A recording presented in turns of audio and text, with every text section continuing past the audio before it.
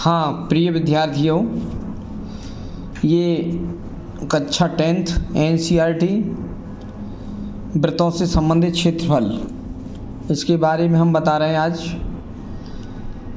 और ये वीडियो आप लाइक कर दें और अपने साथियों को शेयर भी कर दें।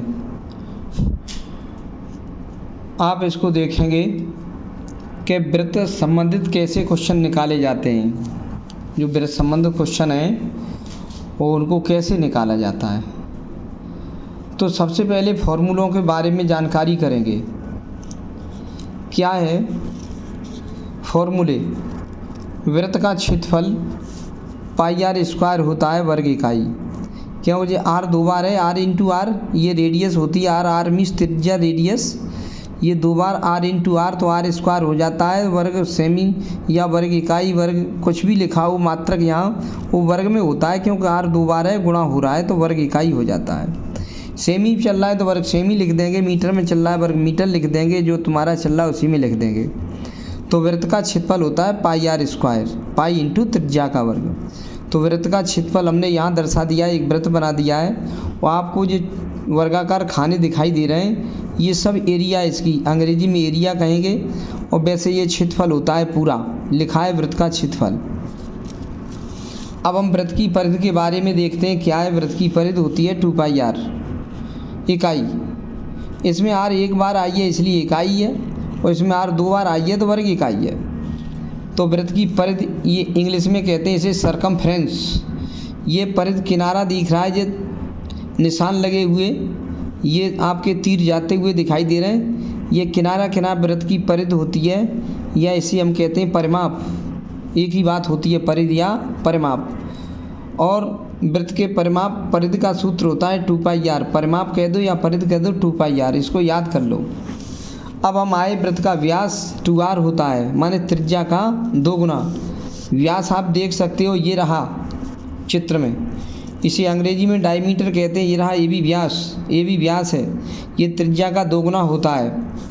और ये रेडियस है, ये आपका जो सुगापंखी कलर दिखाई दे रहा है हाईलाइट होते हुए, ये व्यास है ए बी, व्यास ए बी, इसे डायमीटर कहते हैं। ये त्रिज्या का 2 गुना होता है, ये रेडियस और ये रेडियस, ये त्रिज्या ये त्रिज्या, त्रिज्या का 2 गुना होता है। और ये आपकी ये रही त्रिज्या रेडियस, ये त्रिज्या ओ ए है, रेडियस हो गई आर। वृत्ताकार रिंग का क्षेत्रफल, इसे याद करो मत करो कोई बात नहीं है, वैसे कर लो तो जल्दी हो जाता है क्वेश्चन।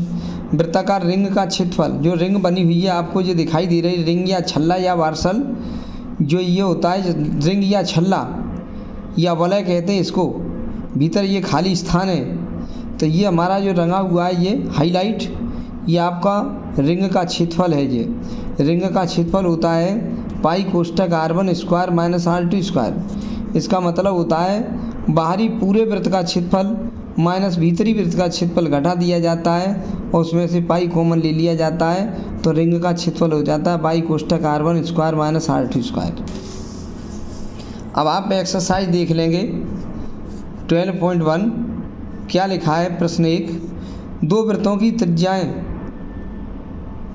क्रम से 19 सेमी और 9 सेमी हैं। उस वृत्त की त्रिज्या ज्ञात करो जिसकी परिधि इन दोनों वृत्तों की परिधियों के योग के बराबर है। तो हम हल में क्या करते हैं, एक पहला वृत्त ये रहा जिसकी त्रिज्या 19 है, ये लिखा है। दूसरा वृत्त हमारा ये रहा जिसकी त्रिज्या लिखी है ये 9 सेमी, ये।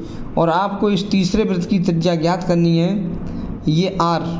वो क्या कह रहा है कि इसकी परिधि प्लस इसकी परिधि इक्वल इसकी परिधि, ये बराबर है। इन दोनों की वृत्तों की परिधियों का योग तीसरी वृत्त की परिधि के बराबर। ये तीर लगा हुआ है, सुगापंखी से व्हाइटनर से हाईलाइट कर दिया है, ये परिधि और ये ऑरेंज वाली परिधि, ये जोड़, इनका योग इन दोनों का योग बराबर इसके इस वाली योग के बराबर है। तो अब क्या है दिया है, पहले वृत्त की त्रिज्या R1 इक्वल 19 सेमी, ये रही 19 सेमी, R1 मान लिया। रेडियस पहले वाले त्रिज्या R1 और दूसरे वाले वृत्त की त्रिज्या हमने इसकी मान ली R2, और तीसरे वाली की हमें निकालनी है R3, R निकालनी है। तो दूसरे वृत्त की त्रिज्या R2 मान ली 9 सेमी, ये रही। पहले वृत्त की R1 है, ये R2 है, लिख लिया। और तीसरे वृत्त की त्रिज्या हमें ये R निकालनी है। ये प्रश्नवाचक चिन्ह क्वेश्चन मार्क दिया है क्या, पहले वृत्त की परिधि प्लस दूसरे वृत्त की परिधि इक्वल तीसरे वृत्त की परिधि इक्वल तीसरे वृत्त की परिधि, ये लिखा है। पहले वृत्त की परिधि और दूसरे वृत्त की परिधि माने दोनों वृत्त की परिधियों का योग कर दो इक्वल तीसरे वृत्त की परिधि, ये रहा। तो पहले वृत्त की परिधि होगी 2πr1, दूसरे की हो जाएगी 2πr2 और तीसरे की 2πr होगी, क्योंकि ये r है तो 2πr, ये r2 है तो 2πr2, ये r1 है तो 2πr1। इन दोनों में से 2π कॉमन ले लो, ये 2π कॉमन ले लो तो r1 प्लस r2 हो जाएगा। देखो 2π कॉमन ले ली, r1 प्लस r2 हो गया और ये तीसरे वृत्त की चल रही है 2πr, ये लिख दी हमने 2πr। फिर 2π से 2π कैंसिल हो जाएगा, ये बचेगा r1 plus r2 equal r। r1 का मान हम 19 लिख देंगे, r2 का मान 9 लिख देंगे इक्वल r। 19 में 9 जोड़ देंगे तो आपका 28 हो जाएगा r। तो लिख देंगे तीसरे वृत्त की त्रिज्या इक्वल 28 सेमी। ये पहले की 19 है r1, ये दूसरे की 9 है r1 ये लिखें तो हमारा लास्ट में क्या बन जाता है r1 plus r2 equal r। तो 19 में 9 जोड़ दो 28 हो गए, r इक्वल 28, तो अतः तीसरे वृत्त की त्रिज्या 28 सेमी है आंसर। ऐसे कर देते हैं, केवल बस यही देख लेते हैं पहले वृत्त की परिधि दूसरे वृत्त की परिधि, दोनों परिधियों का योग तीसरे वृत्त की परिधि के बराबर है। तो पहले की 2πr1, दूसरे की 2πr2 है, ये तीसरे की 2πr, क्योंकि तीसरी त्रिज्या r है, इसकी r2 है, इसकी r1 है। तो 2π दोनों में से कॉमन ले लो, 2π कॉमन ले लिया, r1 प्लस r2 हो गया, लिखा है देखो 2π कॉमन r1 प्लस r2 और 2πr ये इधर लिख दिया हमने, 2π से 2π कट गया, r1 plus r2 equal r। r1 r2 के मान रख दो यहाँ पे, इनको ऐड कर दो, आपका 28 सेमी तीसरे वृत्त की त्रिज्या 28 सेमी आ गई आंसर। ऐसे कर लेते हैं। वीडियो को लाइक और कर देना, हम आगे वीडियो में और अगले क्वेश्चन और बताएंगे। ओके।